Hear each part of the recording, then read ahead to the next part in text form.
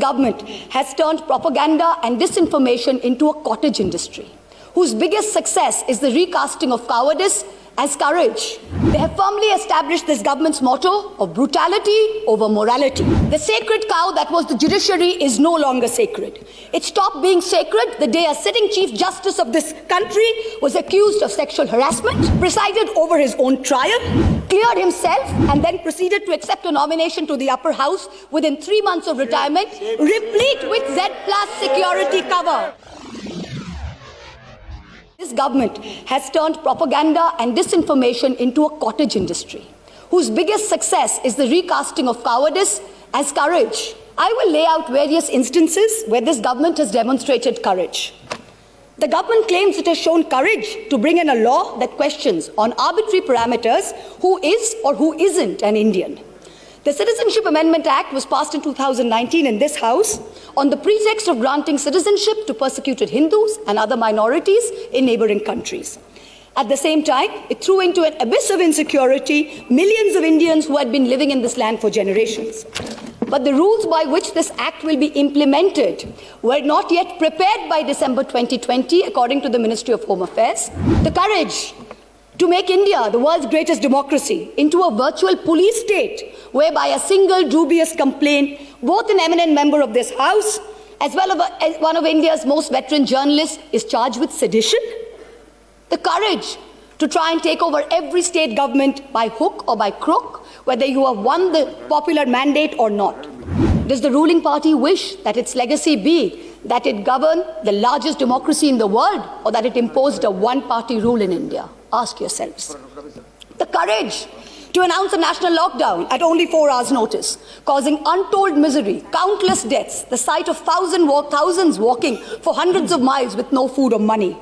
This government spent less than 2% on social transfers, in contrast to OECD countries who spent 20%, and 6% which was spent by middle-income countries.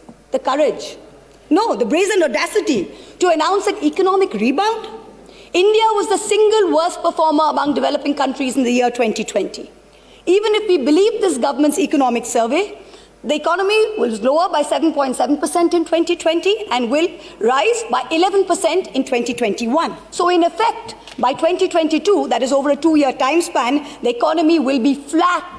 The courage to use the official channels of the Ministry of External Affairs to respond to social media posts by an 18-year-old climate activist and an American pop star, where not even one single ministry has been deputed by this government to try and look out for the food, water and basic sanitation needs of the farmers and their families who have been camping at the border for almost 90 days. And finally, the courage to bring in 3 farm laws when the opposition, farmers across the country, as well as the government's oldest ally, warned it was unacceptable. These laws were arrived at without consensus, tabled without scrutiny, and rammed down this nation's throat with the brute force of the Treasury benches. They have firmly established this government's motto of brutality over morality. And everyone else in this country has been portrayed as a coward or a terrorist, from the farmers to the students to the old ladies of Shaheen Bagh. You say you have courage. You claim you have done so many things that no other government before you has done. Yes, that is true. In true fascist fashion, you have made every act of pettiness, of vengeance, of hate, of bigotry a part of your narrative of courage. The sacred cow that was the judiciary is no longer sacred. It stopped being sacred the day a sitting Chief Justice of this country was accused of sexual harassment, presided over his own trial, cleared himself, and then proceeded to accept a nomination to the upper house within 3 months of retirement, replete with Z+ security cover. The judiciary stopped being sacred when it chose to squander the greatest opportunity that any bench of the highest court of this land has ever seen, to reinforce the founding principles of our democratic republic and to uphold the rights enshrined in Part 3 of our constitution. One second, it let Moussa. 1 second, please. Premchandra ji, she cannot discuss 352 the Chief Justice, the conduct of the Chief Justice of India. Let the minister Here, without giving the prior notice and approval of your chair. 352(5). A member while speaking shall not reflect upon the conduct of a person in high authority unless the discussion is based on a substantive motion drawn in proper items. Chief justice of India को हम लोग यहाँ discuss कर रहे हैं sir. Let me pass the observation of the chair. We will go through the proceedings.